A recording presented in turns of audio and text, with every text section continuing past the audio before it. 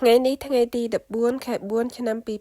2025ជាថ្ងៃចូលឆ្នាំប្រពៃណីជាតិខ្មែរយើងខ្ញុំសូមជូនពរបងប្អូនមានដំណើរកំសាន្តមិនថាទីចិត្តទីឆ្ងាយមានតែសុខសុវត្ថិភាពទាំងអស់គ្នាចាចំណែកខាងខ្ញុំវិញថ្ងៃនេះគឺធ្វើការធម្មតាទេអត់បានទៅណាទេបងប្អូនទាំងអស់គ្នាអ្នកធ្វើការផ្នែកកសិកម្មមួយខែជប់បាន2ថ្ងៃឬក៏4ថ្ងៃទៅតាមកិច្ចសន្យារីឯកន្លែងថៅកែរបស់ខ្ញុំមួយខែជប់បានតែ2ថ្ងៃតែប៉ុណ្ណោះពីមុនឈប់ចំថ្ងៃអាទិត្យចឹងណាចំណែកឥឡូវវិញរងថ្ងៃសៅរ៍អាទិត្យឈប់មិនឃើញទេគាត់ឲ្យឈប់បើបន្លែនៅបេះបានច្រើន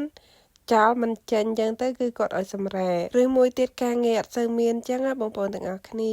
ហើយសាឡាត់ខៀវដែលខ្ញុំកំពុងបេះហ្នឹងគឺជាការងារពេលល្ងាចរបស់ខ្ញុំទេពេលព្រឹកថៅកែគាត់ឲ្យបេះសាឡាត់ក្រហម4ក្រុមរីឯពេលថ្ងៃគឺគាត់ដក2ក្រុមមកបេះសាឡាត់ខៀវនេះវិញនិយាយទៅកន្លែងថៅកែរបស់ខ្ញុំស្រីគឺបេះសាឡាត់ក្រហមសាឡាត់ខៀវឬក៏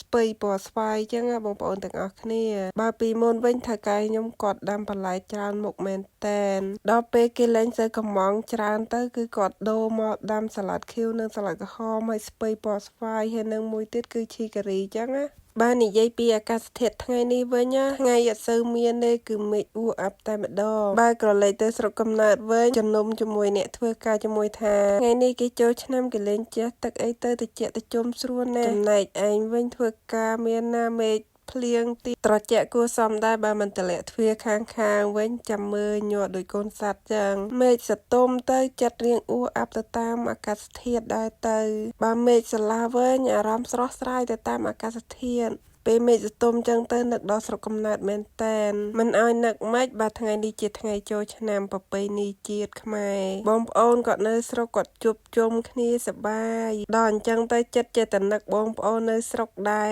ទៅសូមផ្ញើចិត្តនឹកពីចម្ងាយផងបងប្អូនទាំងអស់គ្នាឥឡូវសូមឆ្លេះត្រង់ហ្នឹងចូលមកដល់វគ្គបេះសាឡាត់ម្ដងសាឡាត់ដែលលើកមុនហ្នឹងបងប្អូនទាំងអស់គ្នាគឺស្លឹកវាអត់សូវល្អទេគឺខ្លោចចុងអញ្ចឹងណាអញ្ចឹងពេលបេះគឺត្រូវតែមើលស្លឹកខាងចុងផងបើសិនជាមានខ្លោចគឺបោះចោលតែម្ដងហើយសាឡាត់ថ្ងៃនេះក៏ល្អដែរបងប្អូនគាត់ថា